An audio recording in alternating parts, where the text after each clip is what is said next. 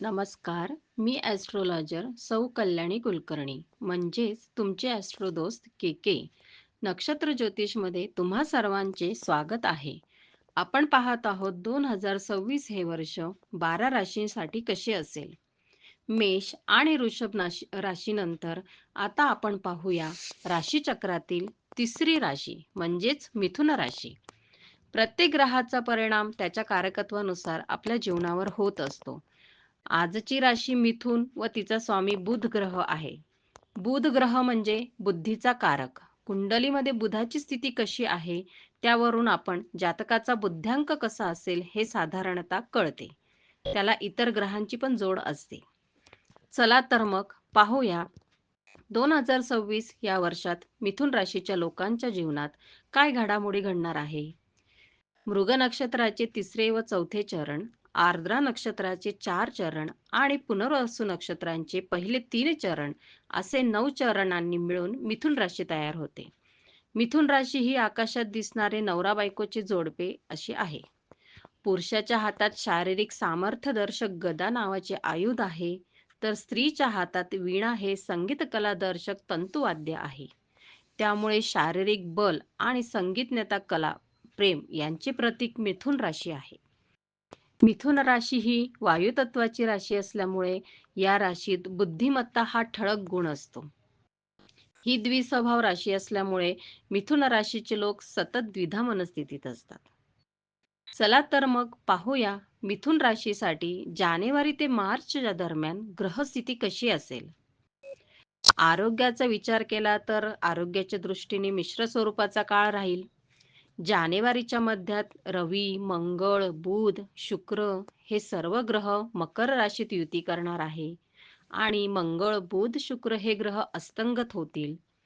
गुरु महाराज तारणारे आहेच, पण आरोग्यविषयक पथ्य हे पाळायलाच लागणार आहे. या काळात गोष्टी विसरायला होतील, अशक्तपणा जाणवेल.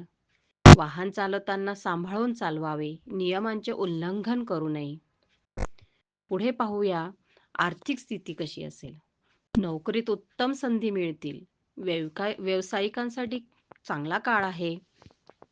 अष्टमस्त शुक्रामुळे अचानक धनलाभ होण्याची शक्यता आहे, जसे की लॉटरी, नोकरीतील बक्षीस, स्त्रीधन इत्यादी. वास्तुविषयक व्यवहारातून लाभ होण्याची शक्यता आहे. पुढे पाहूया करिअर व व्यवसाय संबंधी कसा काळ राहील.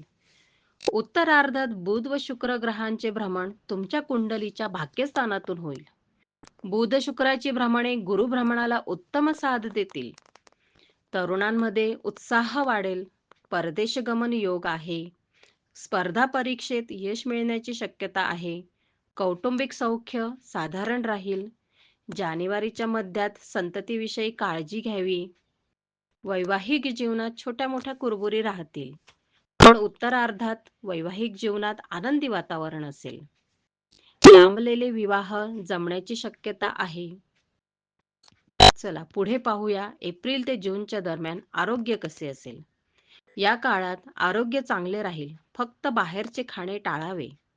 या काळात सरकारी कामातून लाभ दर्शवितो. रखडलेली सरकारी कामे मार्गी लागतील. चैनी करमणुकीच्या वर खर्च होण्याची शक्यता आहे. करिअर व व्यवसाय यासंबंधी मिश्र स्वरूपाचा काळ राहील. दशमस्थानातील शनी मंगळ युती नोकरीतील घडामोडीतून अस्वस्थ ठेवेल. बदलीचे सावट त्रास देईल. काहींना करमणुकीच्या ठिकाणी जाण्याचे योग आहे. काहींना परदेश प्रवास घडेल. जूनच्या उत्तरार्धात तरुणांचे शैक्षणिक प्रश्न सुटतील. व्यवसायात तेजी राहील. या काळात भावंडांविषयी चिंता राहील. विवाह इच्छुकांचे प्रश्न मार्गी लागतील. प्रेम प्रकरणे मार्गे लागतील. प्रेमाचे रूपांतर विवाहात होते. जुलै ते सप्टेंबर या काळात तोंडाच्या व डोळ्यांच्या किरकोळ तक्रारी उद्भवतील. योग्य ती काळजी घ्यावी. जास्त दगदग करू नका. अशक्तपणा येऊ शकतो. प्रवास करताना योग्य काळजी घ्या. या काळात आर्थिक स्थिती चांगली राहील. गुरु महाराजांचे भ्रमण कर्क राशीतून म्हणजेच तुमच्या धनस्थानातून होत आहे. तसेच रवी गुरु युती वडिलोपार्जित इस्टेटचा लाभ देऊ शकते. मौल्यवान वस्तूंचे नुकसान किंवा चोरी होण्याची शक्यता आहे. उत्तरार्धातील शुक्र भ्रमण होतकरू तरुणांना मोठे वाव देणारे आहे. उत्तम पॅकेजची नोकरी मिळण्याचे योग आहे. व्यावसायिक भागीदारीचे प्रश्न सुटतील. कला क्षेत्राशी निगडीत लोकांसाठी हा चांगला काळ राहणार आहे. कौटुंबिक सौख्य चांगले राहील. वाहन वास्तू घेण्याचे योग आहे. प्रेमाचे रूपांतर विवाहात होईल. कौटुंबिक मतभेद दूर होतील. ऑक्टोबर ते डिसेंबर महिन्यात आरोग्य चांगले राहील. या काळात नोव्हेंबरच्या पूर्वार्धात अनावश्यक खर्च वाढतील. आर्थिक संकट येऊ शकते. मनाविरुद्ध प्रवास करायला लागेल. पण उत्तरार्धात आर्थिक संकटातून बाहेर निघाल. स्वातंत्र्य व्यावसायिकांना एक्झिबिशनमधून लाभ होण्याची शक्यता आहे. उत्तरार्धातील रवी बुध युती प्रसिद्धी देणारी राहील.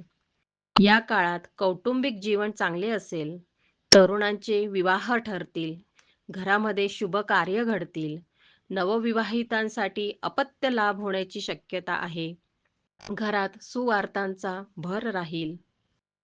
ही होती मिथुन राशीसाठी 2026 हे वर्ष कसे असेल याविषयी सविस्तर माहिती. व्हिडिओ उपयोगी वाटल्यास लाईक, शेअर आणि सबस्क्राईब नक्की करा. अधिक माहितीसाठी माझा संपर्क क्रमांक आहे 8805782704. मी सौ कल्याणी कुलकर्णी. भेटूया पुढील व्हिडिओमध्ये. नमस्कार.